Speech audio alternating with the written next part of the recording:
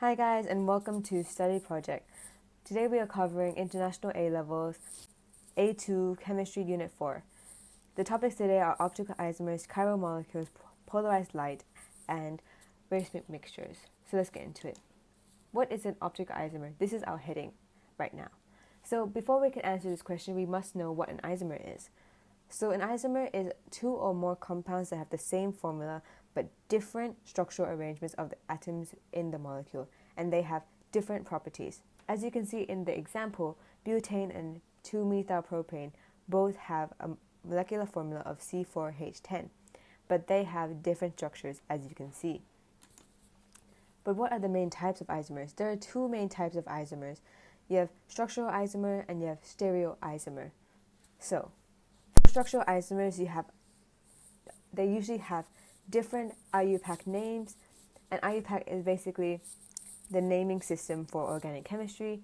They have same or different functional groups. They have different chemical and physical properties. And for stereoisomers, they have the same IUPAC name except for cis, trans, or Z and E, which I'll explain at the bottom.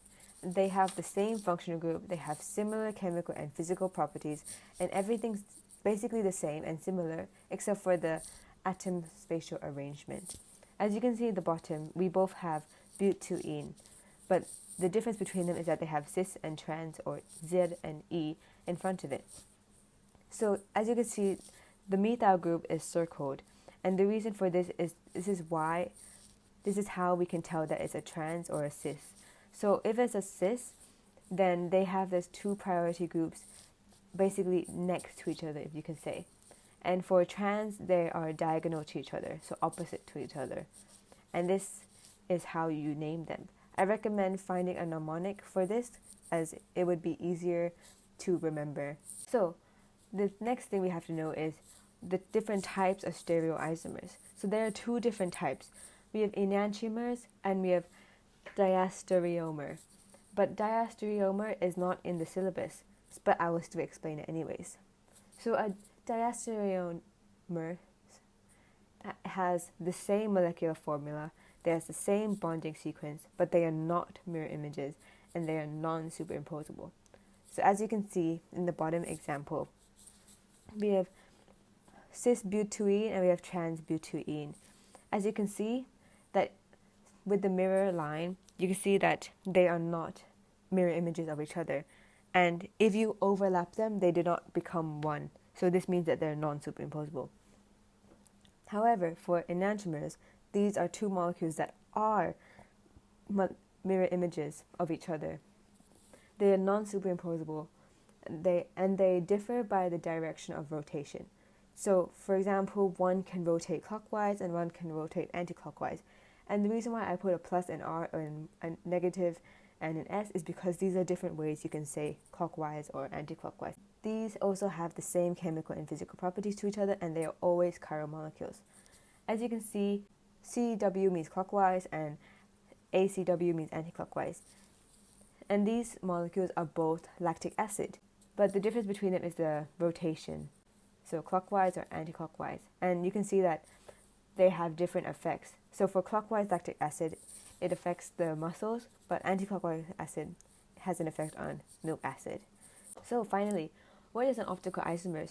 An optical isomer, or also known as an enantiomer, is two molecules that have a non-superimposable mirror image of each other but are otherwise the same. So here are some properties of the optical isomers. So they are always a chiral molecule.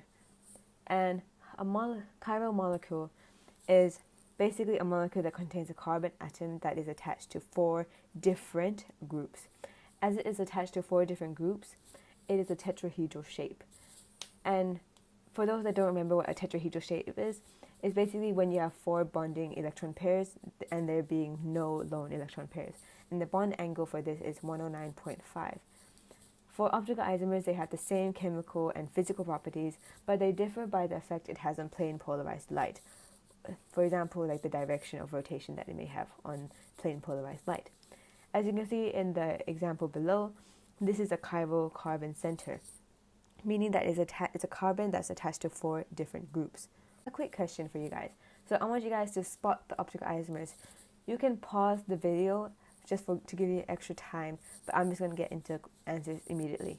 So the two that are circled in red are optical isomers is because they have 4 different groups attached to the carbon. However, the other two that are not optical isomers, they have 3 different groups because hydrogen and hydrogen are the same thing and methyl and methyl are the same thing. So they're not optical isomers. And next thing I want you guys to do is determine the number of chiral carbons and where they are in each of these compounds. CCC is basically short for chiral carbon center, but this is not something you use in the exam. This is just something I quickly made up. So you can pause the video again and then we'll get right into it. The first one has 1 CCC. As you can see, it's a carbon that is attached to a methyl group, attached to a bromine, and is attached to a longer carbon chain over here. As you can see, it's a skeletal formula, but remember skeletal formula, you don't write in a line for hydrogen. So you always remember that there's a hydrogen attached as well. So that means there's 4 different groups here. On to the next one. So as you can see here, this one also has 1 CCC and it's attached at the top up here. So as you can see, this carbon is attached to 1 chlorine, it's attached to a hydrogen, and it's attached to 2 different carbon chains. As you can see on the left side, it has 1, 2, 3 carbon chains before the intersection here. But on the right side, it has 1, 2 before the intersection. And then for this one, it also has 1 CCC located here because it is attached to 1 methyl group, attached to a carbon chain here, and it's also attached to a carbon chain that is attached to a hydroxide. So again, 4 different groups. And then for this one has 2 CCC and they are located in these 2 spots. As you can see, for the first one, the carbon is attached to the OH group, is attached to a hydrogen group, is attached to a carbon that's bonded with the double bond, and is attached to another carbon chain. So that's 4 groups already. And the other one is carbon that's attached to a OH group, a hydrogen, a longer carbon chain, and another carbon chain that's attached to OH. And for the final one, there is 0 CCC here. As you can see, for double bond, you can't have 4 different groups on the carbon as 2 groups are already taken by 1 molecule. For example, here, the carbon here is double bonded to oxygen. So that means it cannot have another different group as it already has 2 oxygen in that carbon. So there's 0 CCC there. Next part is enantiomers' effect on plane polarized light. But the first thing we should do is figure out the definitions of the following as they will be important. So what is light in the first place? So light is basically wave oscillations that are perpendicular to wave travel. And then there's unpolarized light, when light has oscillations in all planes that are perpendicular to wave travel. And plane polarized light is when monochromatic, meaning one color, light has oscillations in one plane or one direction. As you can see in the picture, the light bulb represents just regular light. The multiple arrows represents unpolarized light being in many planes, and then the straight arrow is plane polarized light, meaning it only travels in one plane. Here's a diagram of, so this whole thing is called polarimeter. Light goes through a monochromatic filter, basically to just get rid of different kinds of light and to only have one color of light left. And so at first it appears as unpolarized light, but we use a polarizing filter to plane polarize the light. As you can see, it's one arrow now. And then we have a polarimeter tube, and this tube contains a solution of enantiomers. So remember, enantiomers, they have 2 molecules, and each molecule rotates the plane polarized light in different directions. So we have a clockwise one and we have an anti-clockwise one. So again, depending like which one is inside, like it can rotate either way. Enantiomers, they rotate plane polarized light equally but in different directions, as mentioned. And this light goes into a nickel prism, and this basically measures the angle of rotation. But how do you even distinguish like enantiomers? This is a common question that quite comes up in the exam, but you should answer as both will rotate plane polarized light equally but in different directions, like clockwise and anti-clockwise. And for your information, clockwise and anti-clockwise enantiomers have different effects, like good and bad. For example, we have S, and S is anti-clockwise, remember? Methyl methionine, this is bad, it has bad effect. And then we have R, which is the clockwise one, methyl methionine, has better effects. You guys can research why they are bad and why they are good. So finally, what is a racemic mixture? But before we can answer this question, we have to answer what is nucleophilic substitution. So nucleophilic substitution is a type of organic reaction where a nucleophile, a molecule that tends to donate its lone pair of electrons to a positive charged molecule, replaces another. So examples of nucleophiles can include OH group, ammonia, and cyanide. As you can see, these all have a lone pair of electrons that they are willing to donate to a positive charge molecule. Second thing we have to know is the types of nucleophilic substitution. So we have SN1 and we have SN2.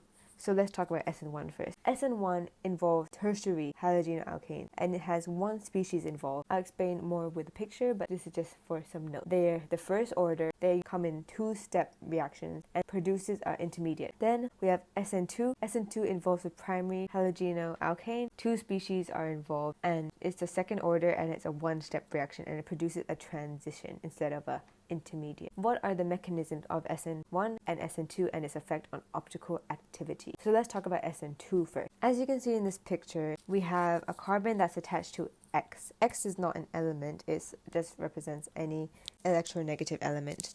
And so that's why dipoles form. Because of this dipole, we have this bond between C and X breaking. And so the electrons from this bond move to the X. Since this is an SN2, this is a one-step reaction. So once this bond breaks, at the very same time, simultaneously, the nucleophile OH, the hydroxyl nucleophile, donates its lone pair of electrons to the carbon. This happens simultaneously to the C and X bond breaking. And so this reaction is quite slow because it's not favored. And so after this, a transition compound forms, as I mentioned. As you can see, the carbon forms 5 bonds.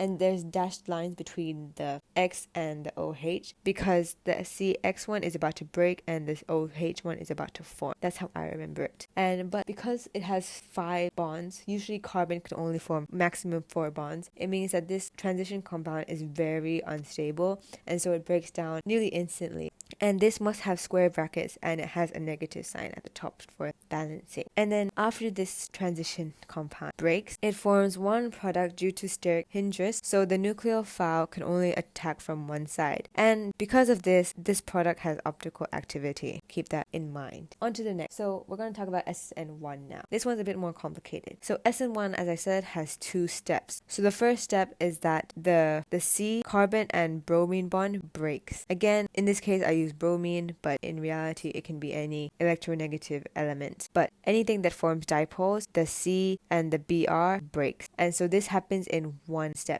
And then the next step is that this forms a carbocation intermediate. And the carbon has a positive charge. It's no longer a dipole positive. And in this step, the nucleophile attacks the carbocation carbon center. And because of this, there's no longer any steric hindrance. And so the nucleophile is able to attack from both sides. And because of this, it can form 2 different products. So 2 enantiomers, if you can say. And so because of this, it forms 2 equal amounts of enantiomers, 50% of each. And due to this, we make a racemic mixture. But what is a racemic mixture exactly? A racemic mixture is basically a mixture of equal amounts of 2 enantiomers. But what are the properties? Properties is mixture of 2 enantiomers and is not optically active. This is because enantiomers rotate plane polarized light equally in opposite direction. And so the optical activity of each product cancels. So each enantiomer has optical activity, but because they rotate in different directions, opposite direction,